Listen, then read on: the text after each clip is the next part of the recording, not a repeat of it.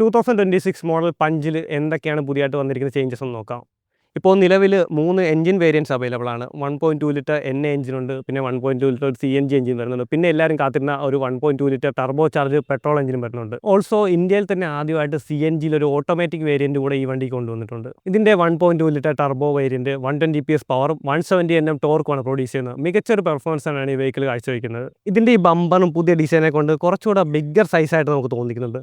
പിന്നെ ഈ ഒരു LED ഹെഡ് ലാമ്പൊക്കെ നൈസായിട്ട് ഡിസൈൻ ചെയ്തിട്ടുണ്ട് ഈ ഫ്രണ്ട് സൈഡൊക്കെ.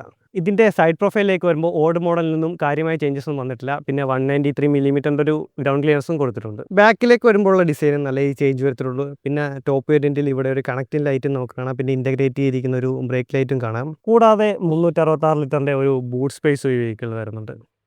പിന്നെ ഇത് കൂടാതെ ഷാർക്ക് ഫിൻ ആൻഡിൽ വരുന്നുണ്ട്, ഈ റൂഫ് റെയിലും വരുന്നുണ്ട്. ഈ റെഡും ബ്ലാക്കും കൂടെ നൈസ് ഒരു ഡിസൈനായിട്ടാണ് തോന്നുന്നത്. നല്ല ലുക്കായിട്ട് ചെയ്തിട്ടുണ്ട്. ഇതിൻ്റെ സീറ്റിംഗ് ഒക്കെ എങ്ങനെയുണ്ട്?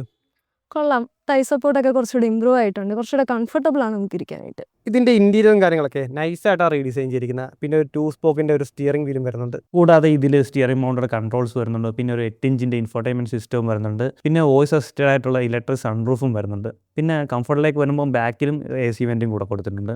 വണ്ടി കൊള്ളാം. നമുക്ക് ഇതുപോലത്തെ ഒരു റഫായിട്ടുള്ള റോഡിലൊക്കെ ഒന്ന് പോയി നോക്കാം.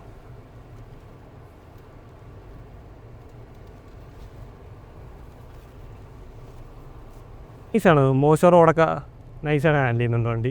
ഒരു വലിയൊരു വണ്ടി ഓടിക്കുന്ന ഫീലിംഗ് കാര്യങ്ങളൊക്കെ ഉണ്ട് ഓടിക്കുമ്പോൾ. എന്തായാലും പഞ്ചിൻ്റെ ഡ്രൈവിങ് മികച്ചൊരു എക്സ്പീരിയൻസ് തന്നെയാണ് വന്നത്.